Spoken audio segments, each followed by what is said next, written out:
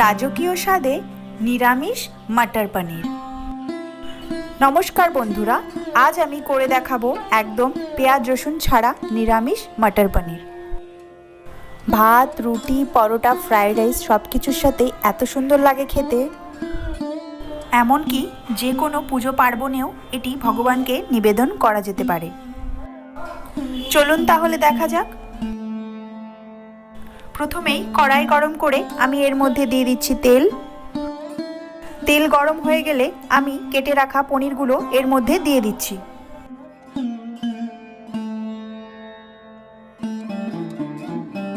পনিরগুলোকে হালকা করেই ভাজবো, খুব বেশি লাল করব না।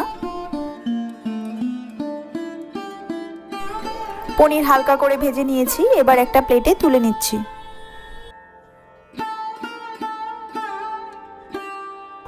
এবার ফোড়ন দেব। ফোড়নে নিয়ে নিয়েছি এলাচ, দারচিনি, লবঙ্গ।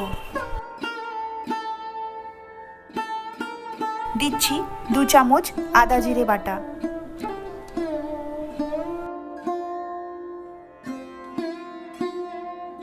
একটু নেড়ে নিয়ে দিচ্ছি লঙ্কা গুঁড়ো।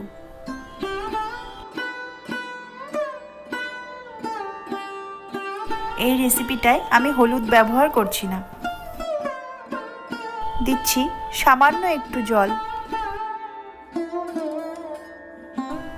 2 থেকে 3 মিনিট লো হিটে মশলাটাকে কষাতে হবে।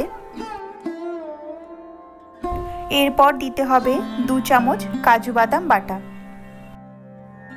কাজু বাদাম বাটা দিয়ে আরও 2 থেকে 3 মিনিট কষিয়ে নিতে হবে।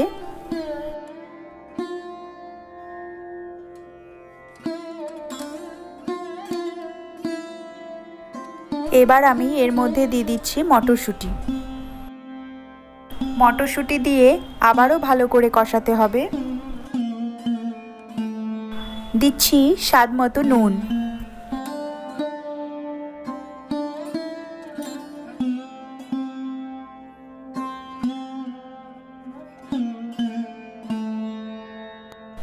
মশলা থেকে খুব সুন্দরভাবে তেল ছেড়ে দিয়েছে আর মটরশুঁটিও কষানো হয়ে গেছে।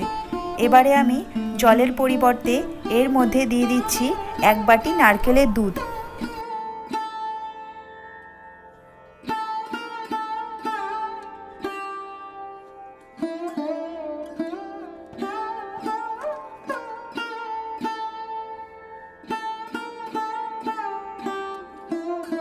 ঝোল ফুটে উঠেছে, এবার আমি ভেজে রাখা পনিরগুলো দিয়ে দিচ্ছি।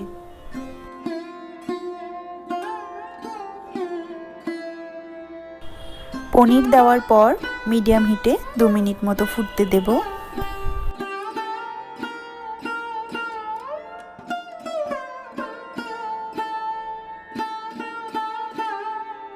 দিচ্ছি সামান্য চিনি।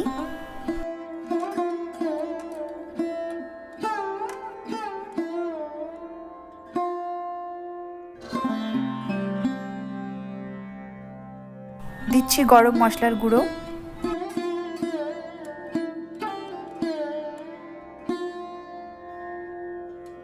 সব শেষে দিয়ে দিচ্ছি ঘি।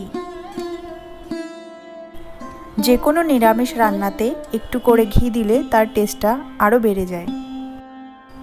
নিরামিষ মটর পনির তৈরি হয়ে গেছে, এবার গ্যাসের ফ্লেমটা বন্ধ করে দেব।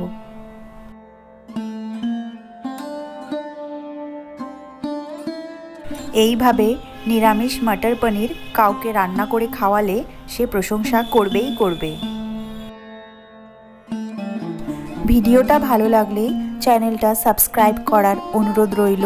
আমার আজকের ভিডিও এই পর্যন্তই। দেখা হচ্ছে নেক্সট ভিডিওতে।